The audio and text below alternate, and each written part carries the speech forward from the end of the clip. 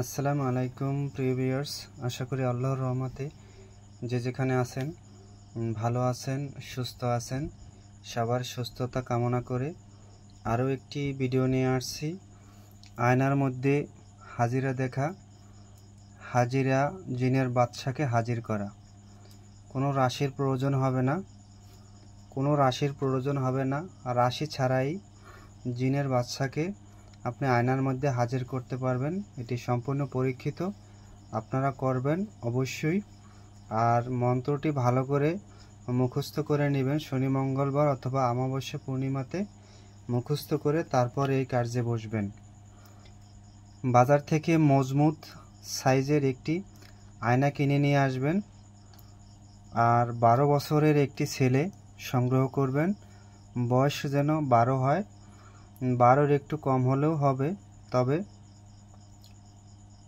ছেলেটি যেন সাহসী হয়। দুর্বল এবং অসবল ছেলেটিকে নেবেন না, মনে রাখবেন। ছেলেটিকে গোসল করাইয়া বসাইবেন, কেবলামুখী হয়ে বসাইয়া আয়নায় ভালো দামের পারফিউম মানে আতর লাগাবেন এবং ছেলেটির গায়ে আতর লাগাবেন। ছেলেটিকে নূতন গামছা পরাইয়া বসাবেন, কেবলামুখী হয়ে বসাইয়া আয়নাটি হাতে দিবেন। এই নকশাটি সাদা কাগজে লিখে ছেলেটির ডান হাতে নকশাটি মুষ্টির ভিতরে দিবেন আর আয়নাটা শক্ত করে ধরতে বলবেন। আর এই মন্ত্রটি আপনি 11 বার পরে আয়নায় এবং ছেলেটিকে ফু দিবেন। যদি জিনের বাদশা আসতে লেট হয় তাহলে আপনি বারবার যতক্ষণ পর্যন্ত না আসে ততক্ষণ পর্যন্ত আপনি ফু দিতে থাকবেন, পড়তে থাকবেন। তবে ধৈর্য হারাবেন না, মনে মনে উল্টোপাল্টা বলবেন না, কারণ 100% আসবে নিঃসন্দেহে।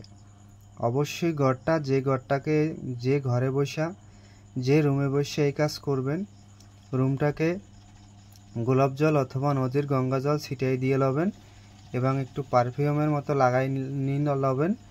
আর অবশ্যই আগরবাতি জ্বালাই লবেন, মোমবাতি জ্বালাই লবেন। তারপরে ঘরটা যেন পরিষ্কার থাকে সেই ঘরে বসাবেন। ছেলেটিকে কেবলামুখীর দিকে বসাইয়া জিনের বাদশাকে হাজির করতে পারবেন। এটি সম্পূর্ণ পরীক্ষিত। আপনি সাদা কাগজে কালো কালি দিয়ে লেখেন আর লাল কালি দিয়ে লেখেন, কোনো প্রবলেম নাই।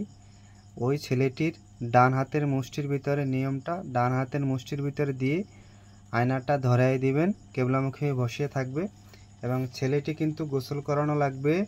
নূতন গামছা পরাইয়া বসাবেন।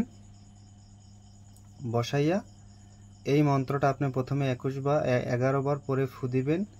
11 বার পর ফু দিলে যদি আসতে লেট হয় জিনের বাদশা, তখন যতক্ষণ পর্যন্ত না আসে আপনি 21 বার বা 41 বার পরে ফু দিতে থাকবেন। সে এসে হাজির হয়ে যাবে। যা জিজ্ঞেস করার দরকার জিজ্ঞেস করবেন, তারপর সালাম দিয়ে আবার ওনাকে যেতে বলবেন। কখনো বেয়াদবি করবেন না। আশা করি সবাই বুঝতে পারছেন। আমি নিয়মটা আবার বলছি। এই নকশাটা সাদা কাগজে লিখবেন এবং 12 বছরের একটি ছেলে গামছা পরাইয়া গোসল করাইয়া শরীরে ভালো দামের আতর লাগাইয়া বসাবেন। কেবলামুখীর দিকে পশ্চিম দিকে বসাবেন, নামাজের পাটিতে বসাই দিবেন এবং ভালো দামের একটি আয়না কিনে নিয়ে আসবেন। পিছনে হাটবোটালা আয়না আছে, হাটবোটালা একটি ভালো শক্ত একটি আয়না কিনে নিয়ে আসবেন বড় সাইজের এবং সেই আয়নায় একটু আতর লাগাবেন আর ছেলেটাকেও আতর লাগাই দিবেন, ভালো দামের আতর। তারপরে ছেলেটির ডান হাতে এই যেই নকশাটা আপনি সাদা কাগজে লিখেছেন, ডান হাতে মুষ্টির ভিতরে নকশাটা ভাঁজ করে দিবেন আর আয়নাটা তাকে ধরাই দিবেন। তারপরে এই মন্ত্র আপনি 11 বার পরে ফু দিবেন আয়নায় এবং ছেলেটির শরীরে।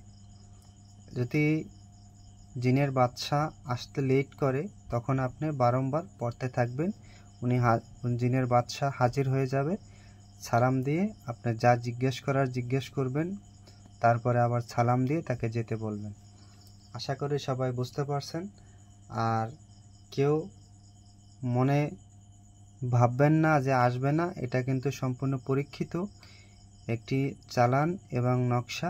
আপনারা পরীক্ষা করে দেখেন, আপনারা উপকৃত হবেন ইনশাআল্লাহ।